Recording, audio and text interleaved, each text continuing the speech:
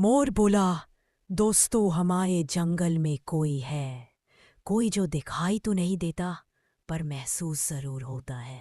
तोता बोला, मैंने भी आवाज सुनी थी। कोई फुसफुसा रहा था, जैसे कोई रो रहा हो। उल्लू बोला, ये बरगद का पेड़ है ना, सदियों पुराना है। मेरे दादा कहते थे यहां कभी एक बाबा रहा करते थे, रघु बाबा।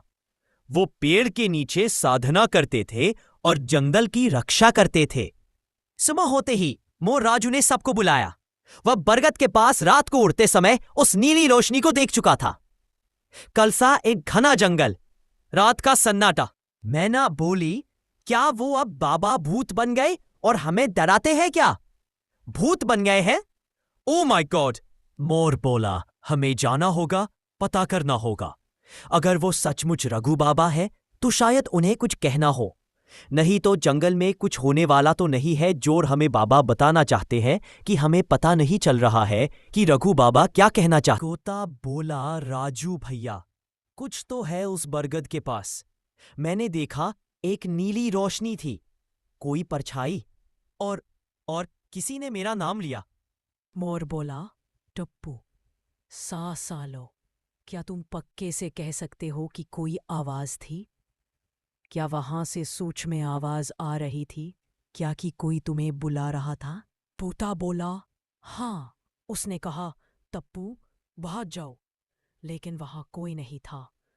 अगर इस जंगल को कुछ भी हुआ तो मैं तुम्हारे पीछे आऊंगा और तुम्हें अपने जैसा ही मैं बना दूंगा।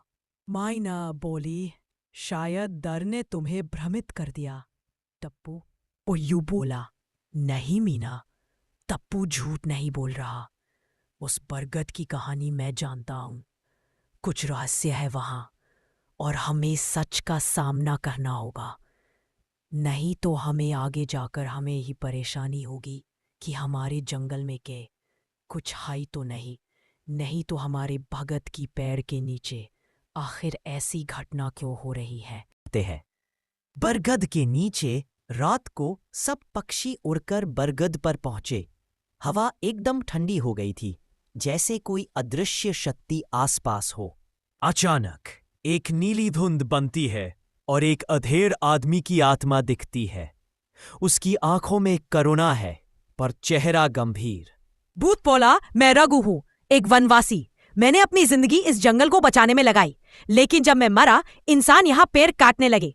मेरी आत्मा को शांति नहीं मिली, मैं उन सारे लोगों को मार डालूंगा। मोर राजू डर को छुपाते हुए, हम जंगल के रक्षक हैं और ये जंगल हमारा घर है। हम जानना चाहते हैं कि तुम कौन हो और यहां क्यों हो।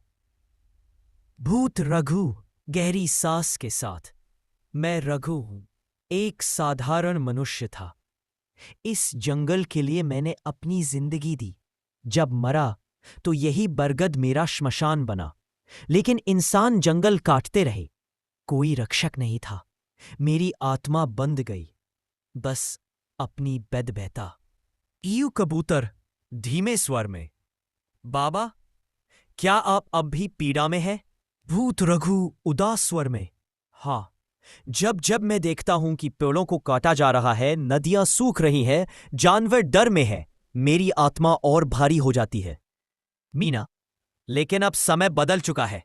हम सब मिलकर आपकी जगह लेंगे। अक्षियों की शपथ राजू ऊंची आवाज में पंख फैलाकर, मैं मोर राजू जंगल की सौगंध खाकर कहता हूं, जब तक मेरी सांसें चलेंगी कोई भी इस धरती को नुकसान नहीं पहुंचा पाएगा। तोता टप्पू बोला, मैं टप्पू तोता हर पेड़ की आवाज बनूंगा, हर खतरे के समय चिल्लाऊंगा, सावधान करूंगा। उल्लू बुद्धू बोला, मैं बुद्धू उल्लू हर रात जागूंगा, छाया में भी जो छिपा होगा उसे देख लूंगा।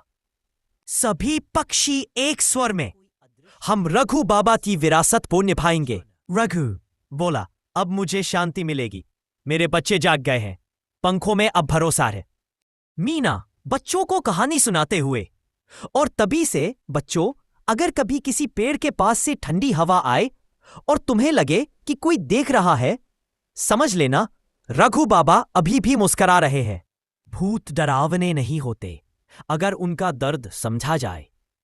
और जब प्रकृति की रक्षा में सभी साथ आए तब हर आत्मा को शांति मिलती है।